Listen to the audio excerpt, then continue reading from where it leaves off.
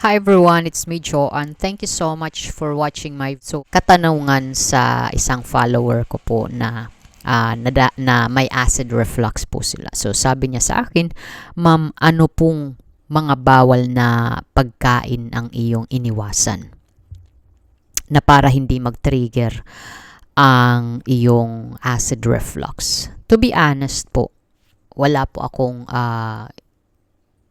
pagkain na iniwasan.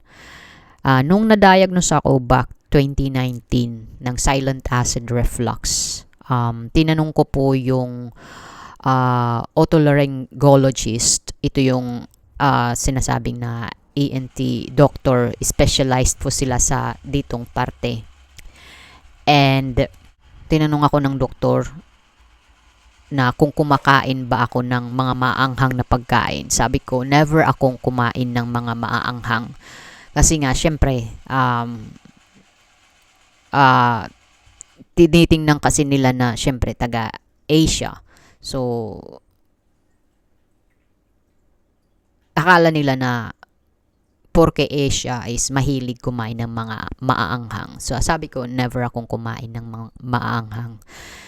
And, sa mga prutas po, is alam ko naman kung ano yung mga prutas na nakakapatrigger sa aking acid. And since dalaga pa ako, alam ko na kung ano yung mga prutas na nakakapatrigger. Yung orange, yung dalandan, yung grapes. Pero kumakain pa rin po ako ng orange. Yung kinakain ko is yung half lang siya na, yung maibsan lang yung cravings. Same din sa kumbaga sa dalandan, same din. Maibsan lang yung cravings, and also yung grapes, same din. Kasi pag kumakain po ako ng sobra, nakakaranas po ako ng tawag nito ng pagbilis ng movement sa aking tiyan, tapos nagkakaroon po ako ng diarrhea.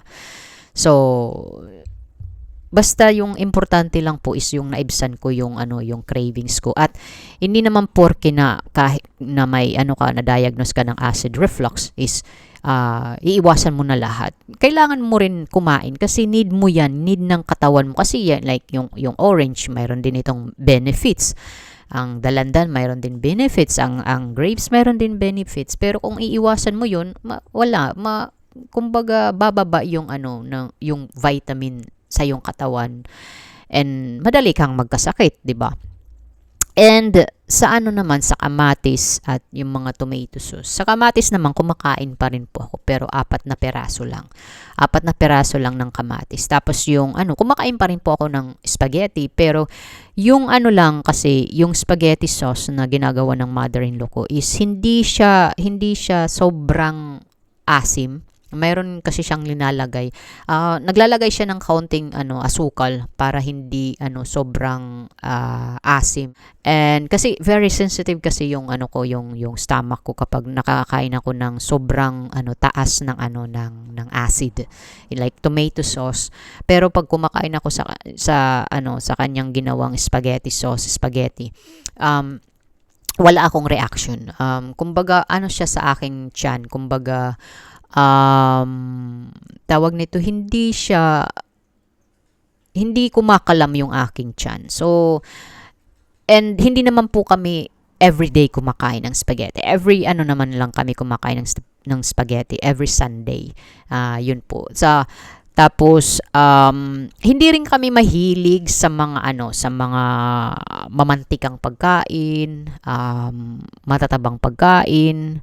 More on kasi yung mother-in-law ko is vegetables na hinahalo niya sa rice or sa sa potato, and tapos with fish, and minsan naman manok. And kumakain din po kami ng ng pork chop, pero hindi po araw-araw. I think every 2 weeks lang kung nagre-cravings lang yung mother-in-law ko, but more on hindi kami sa mga matatabang pagkain. More on is chicken talaga, and then fish. And then At sa gabi, hindi po ako kumakain ng marami. Yun po yung ano ko, kumbaga yun po yung naging routine ko. Kasi inobserbahan ko kasi yung sarili ko na kapag nung time na yung kumakain ako ng marami, so as in talaga, nagtre-trigger lalo na yung pagbara sa aking lalamunan as in talaga. Tapos, hirap kang makatulog. Siyempre kasi kapag sobra yung pagkain mo, na hihirapan yung panunaw mo, na tunawin yung mga pagkain. And then sa mga inumin naman, yung mga matataas na caffeinate like kape, energy drinks, soft drinks, alak. Never naman akong uminom ng ng tawag nito ng kape since bata pa lang ako, never talaga akong uminom ng kape. Nung nasa Pilipinas pa ako, hilig ko talagang uminom is yung warm water. Hilig ko na talaga yun since bata pa ako, tapos nagdalaga. Yun talaga yung iniinom ko. And then energy drink, hindi naman ako mahilig doon. Soft drinks, umiinom din ako, pero ano lang siya talaga, kumbaga disiplina lang. Kailangan talaga na may disiplina ka talaga sa mga iniinom, sa mga kinakain.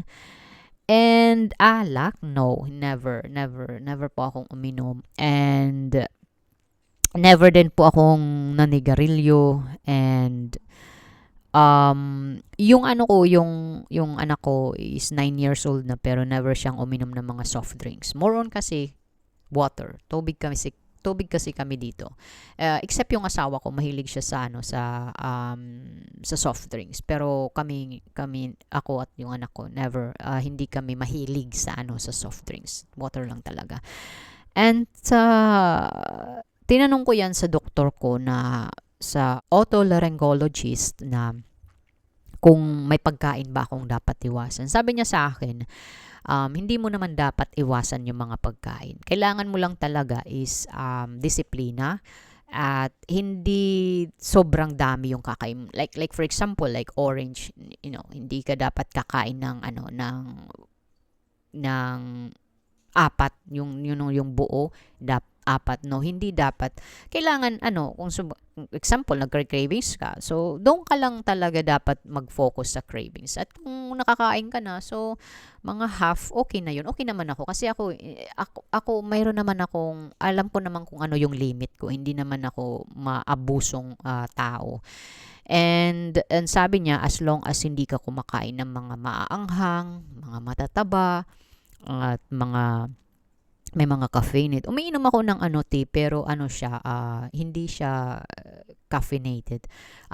More on kasi siya na talaga siya, kumbaga herbal tea talaga siya. Camilla tea, yun ang iniinom ko lang. Hanggang ngayon po, na 14 years na po ako dito, yun lang po yung iniinom ko. At nakakatulong talaga siya sa akin. Hindi lang kasi natamaan ako ng acid reflux, or natamaan ako ng depression. Since before pa naman is umiinom na talaga ako ng Camilla tea. Since dumating ako dito, kasi syempre hindi naman ako umiinom ng kape. So, tea. I was fall in love with Camilla tea. So until now, yun talaga yung iniinom ko. At pinipili ko yung yung walang caffeinate na Camilla tea, kasi may Camilla tea na caffeinated siya. Like green tea, malakas yung caffeinated siya. Nagre-react talaga, na bumibilis yung pagtibok ng puso ko, tapos nagkakaroon ako ng pangangasim. Kasi nga, syempre hindi ako mahilig sa kape. So, kapag hindi ka mahilig sa kape, magkakaroon ka talaga ng reaction sa iyong katawan. So, yes, sana nasagot ko yung isang followers na kung may pagkain ba akong iniiwasan. Wala po akong pagkain na iniiwasan, pero limitado po. Kailangan disiplina pa rin, at kailangan pa rin na need pa rin natin itong orange, lemon, grapes, kamatis, at ano pa mga pagkain. Kailangan pa rin natin ito sa ating katawan, kasi syempre mas madali tayong kapitan kapag mababa yung vitamin natin, kumpara na magte-take kayo ng mga vitamins. Yun ang hindi maganda, kasi nakakasira po yun sa atin sa atin kidney. Kailangan talaga yung natural, kasi yung ating katawan nagpo-produce naman po yan ng vitamin, pero kailangan yung pag natin, yung pag inom or pag-take natin ng mga vitamins, kailangan talaga na kumbaga natural, like prutas at vegetables talaga, tapos mga fish, eggs, something like that na kasi yung yung vitamin, ano lang yan eh, kumbaga temporary vitamins po yan na may mga chemical, na may halong chemical na nakakaano sa ating sa ating kidney, nakakaapekto. So sana nasagot ko po yung inyong katanungan. And if ever man na you are worried, kailangan mong pumunta sa isang specialista, like yung mga diet specialist about sa mga pagkain, about sa iyong acid reflux. Pero ako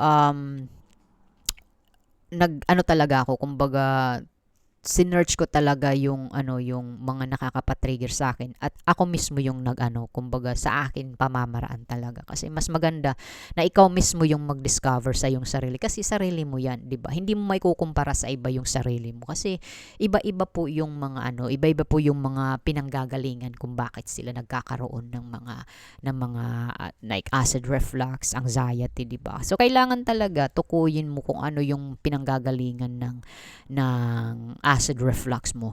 And hindi po naman magandang gawain na iiwasan mo yung mga pagkain, kasi sa tuwing umiiwas ka sa pagkain, mas lalo ka talagang nai-stress. At kapag stress ka, yun, talaga, kumbaga nag-trigger talaga lalo yung anxiety mo, at anxiety at acid reflux mo, at magkakaroon ka rin ng mental health disorder. So dapat hindi napunta doon. Kailangan na kumbaga magtanong ka sa mga eksperto kung ano talaga yung dapat at hindi dapat gawin.